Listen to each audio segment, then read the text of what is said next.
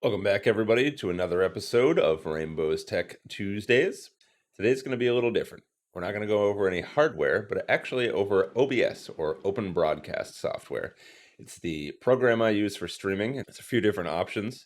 You can go with Streamlabs OBS, or Stream Elements OBS, or OBS's base model that has no additional features outside of what OBS offers. Personally, I use Stream Elements or OBS.live, but Streamlabs OBS is also a great option. They function almost identically, but have a few features that separate them. It all comes down to personal preference and ease of use. We'll go over both today and how I have the settings set up, what the settings mean, and just a general overview of how to set up your OBS to start streaming. So let's jump right in. All right, so you just downloaded OBS. You want to start streaming or recording your videos on your computer, but you're unsure where to start. Well, we're going to go over the general settings here and get you started directly into OBS. This is OBS.live, but the same settings apply for Streamlabs OBS. They'll just be in slightly different places. So once you get started, the first thing you're going to want to do is go ahead and select the General tab. You've got to select your language and then choose your theme. I go with dark theme because I like dark theme on pretty much everything. I find it easier on the eyes. There's very few settings in the General tab that you really need to get started. The next setting you're going to need to go to is your stream setting. You're going to have to select the site that you're trying to stream to, which gives you a laundry list of options here, so you can pick what you need. You'll connect your account, and then it'll give you a stream key on the website you're using that you will input here, and that will tell OBS where to output its video. From there, we're going to output, which is probably the most important setting that you're going to end up going to. I recommend opening it in advanced because it does help to see a few of the other options here. So the first thing we're going to look at is your encoder. So as you can see here, I have two options for encoding. Encoding is just how your computer takes the video and the audio and pushes it out to the internet. With the two options here, it will depend on what you have for hardware in your computer. Choosing X264 means your CPU will do the encoding for you. This is really good for when you're streaming a game that's very GPU intensive but doesn't use the CPU really. Unless you have a newer NVIDIA graphics card, X264 will be the only option you can choose. NVENC, on the other hand, is the preferred option to choose if you have a newer NVIDIA graphics card. What this does is allows a chip on your graphics card to do the encoding, leaving your full graphics card and your CPU open to doing other tasks like the gaming itself, rendering video and images, etc. Rate control is the bandwidth you're allocating your OBS to remove some of the detail from your content before it is passed out to whichever website you're using to stream to. With constant bitrate, it will always have the same bitrate, regardless of if it needs to use that amount. Say it's 2500 like we have here. Even in a dark game where not a lot of detail is needed to be taken out, it will still be processing at 2500 kilobits per second, regardless of if it only needed, say, 1000.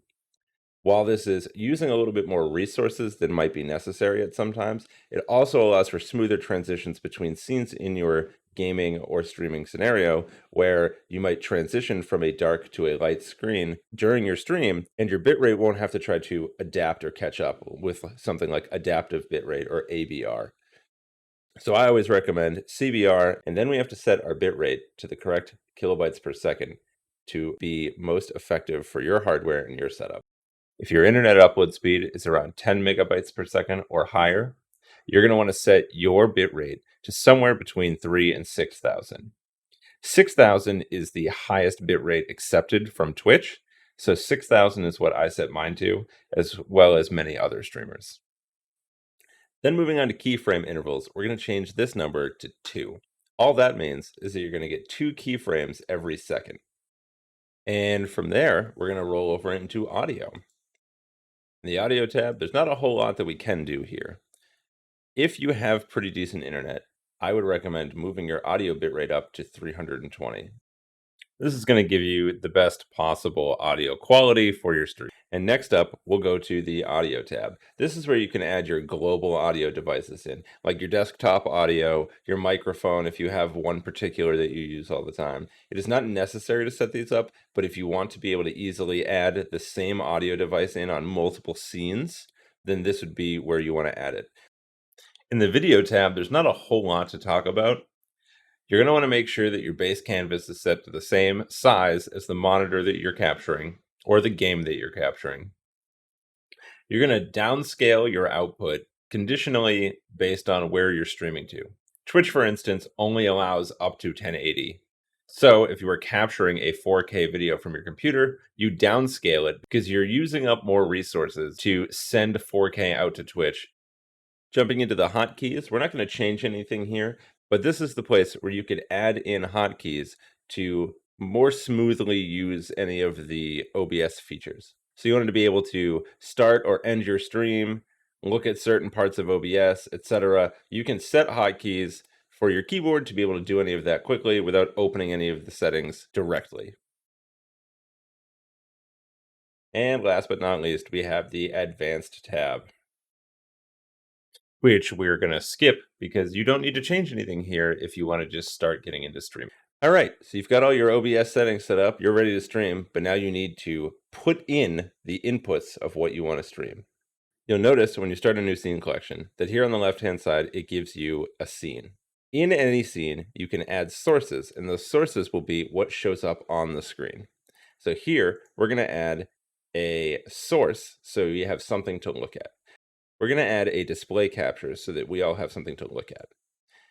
So we're going to rename this top monitor, and then we're going to just use the drop-down menu to select which monitor we're picking up.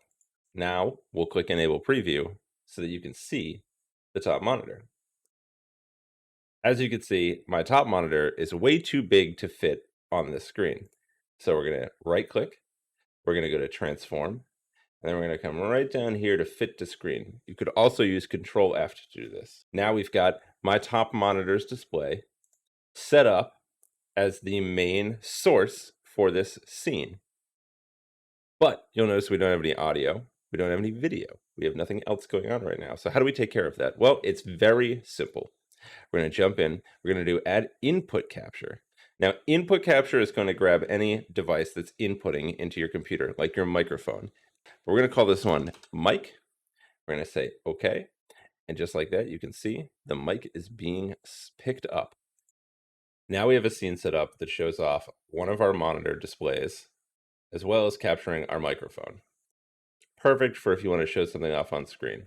You can also add a game capture if you want to capture a specific game. You can have it capture any full screen application or a specific window if you have a specific game. I usually go a specific window, and then I pick whatever game I'm going to be playing. Once it's already open, it will show up on this list, and you can select Minecraft, Diablo 3, World of Warcraft, whatever game it is you're playing, and it will automatically pull just that game in. Using game capture is your best option if you're going to be streaming games because it uses the least resources because it's capturing only the game and none of the other stuff. Another thing to note is the order in which you have your sources. For instance, if I were to add text over this, we could just create a text. We could put this as test, text, and press OK. You can see now it's showing up as it's on the top. But if we were to move this down behind this, it's still there, but now since it's at the bottom of the list, it won't show up over the top of the other sources that you want to be able to see it over. So order here is very important depending on how you want things to lay out. One of the most important things I think you should do before going live, after you've got your scenes and your sources set up, is to make sure your audio levels are in a good place so that you're not going to clip or have poor sound on your stream. And that is very simple to do. First thing we're going to do is we're going to go to Filters, we're going to hit Add, and we're going to add a noise gate. Noise gate's really key for cutting out background sound, like maybe your PC fan or air conditioner, other similar background noise, so that your mic sounds clean and crisp. It does this by effectively only opening when a certain noise threshold is hit, and then it closes after it gets quiet below a certain level again. After adding a noise gate, the only other thing you're going to want to do is you're going to close out of Filters.